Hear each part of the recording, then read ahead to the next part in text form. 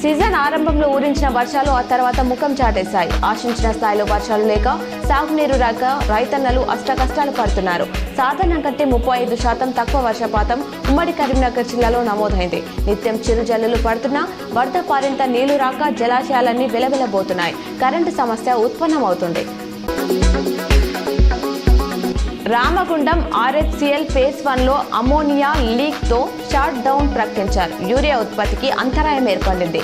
RHCL అధికారులు మరమ్మతులు పనులు చేపట్టినప్పటికీ 15 రోజుల వరకు యూరియా ఉత్పత్తి నిలిచిపోయే అవకాశాలు కనిపిస్తున్నాయి. వానాకాలం వచ్చి నెలన్నర గడుస్తున్నా ఆశాజనకమైన వర్షాలు లేకపోవడంతో పంటలు ఎండిపోయే పరిస్థితి ఏర్పడింది. ఈ సంవత్సరం వర్షాలు సమృద్ధిగా కురిసి పంటలు బాగా పండుతాయన్న రైతుల ఆశలు అడియాశలవుతున్నాయి. పత్తి పంట వేసి వెలవెలబోతున్న రైతులు గడుస్తున్న వర్షాలు లేకపోవడంతో పత్తి మొక్కలకు బిందెలతో నీళ్లు పోస్తున్నారు రైతులు.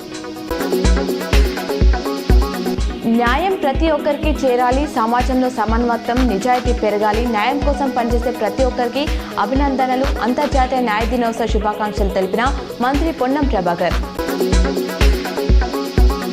హుస్నాబాద్ నియోజకవర్గంలో ప్లాస్టిక్ రహిత గ్రామాల కోసం నేడు గవర్నర్ జిష్ణుదేవ్ వర్మ చేతుల మీదుగా కోహెడ మండల కేంద్రంలో మాగారి తండ్రి గారి జ్ఞాపకార్థం పొన్నం సత్తయ్య చారిటబుల్ ట్రస్ట్ ఆధ్వర్యంలో ఏర్పాటు చేసిన స్టీల్ బ్యాంక్ ప్రారంభోత్సవంలో మంత్రి పొన్నం ప్రభాకర్ మాట్లాడారు.